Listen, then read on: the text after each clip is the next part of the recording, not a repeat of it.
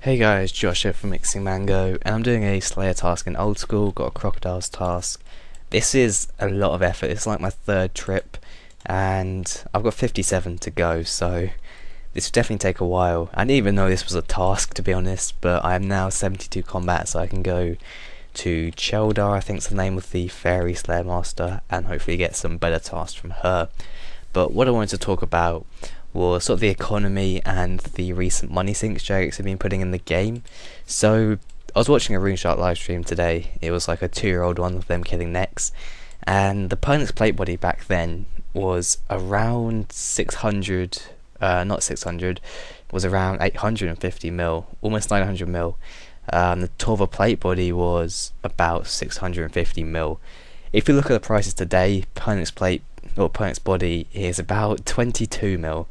12 plate body is around 55 and is still crashing. So obviously there has been a massive change, and just over time items will go down as more come into the game, but that doesn't really explain in a 2-year gap why like opponent's plate body has crashed well over 800 mil. Like, that just doesn't happen. So they've been putting in a lot of money since recently. We've had bonds, we've got the degrading armor on death update, and also the well of goodwill. So the thing with money sinks is removing money from the game actually makes items cheaper. Definitely in the short run. In the long run, I think they might go up slightly, but the items will get cheaper just because there's less money in the game. So like, there's less money to sort of buy these expensive items, which means they have to go down in price. So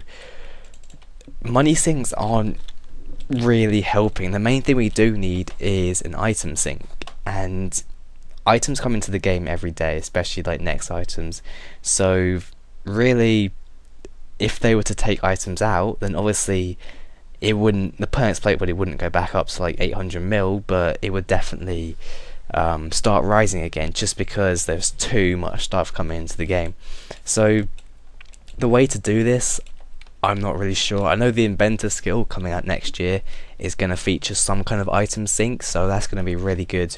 I do remember Simon had an idea, I'm not sure when this was, must have been a couple of years ago in a video, but he said that like for every sort of 1 in 10 like items, let's take 12 plate bodies, for every like 10th 12 plate body coin shared, that would actually just like not go into the G, but the people would get the money. So that item doesn't enter the game, but it still acts as if it has. The people who got the drop still get the money split, like equivalent of it. So that would be a fairly good method. So to remove items, I mean maybe even a bit more common, like every 1 in 5 items is removed in that way.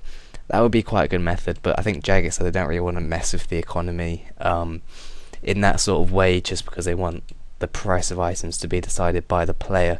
So I can't really see that happening.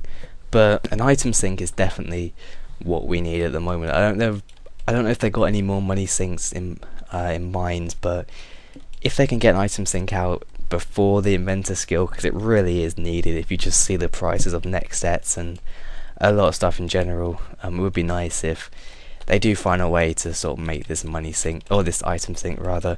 But the other part of this is, in my opinion, down to the EOC, because if you look at it, gear just isn't as good as it used to be. If you look at next sets, the thing that made them so good pre-EOC was, number one, because they were the best armor at that time, but also because they had the special effect of boosting your life points, and like by a considerable amount. So they were really quite good for PVM. Now, obviously they can't always be the best sets, but I don't think tradable player import sets was ever a good idea, just because they were always going to be worth so little. So you can just easily get the same, even more defense from tradable player import sets. Plus it doesn't have any special effects anymore than next sets, and the damage boost, while it does help, it's not really significant. So really, like, next sets just aren't what they used to be, and that is one of the problems. Just gear is nowhere near as powerful as it used to be, which is one of the reasons why, if you look at stuff like take the Divine, At one point, the Divine Spirit Shield was over $1 billion, which is absolutely crazy.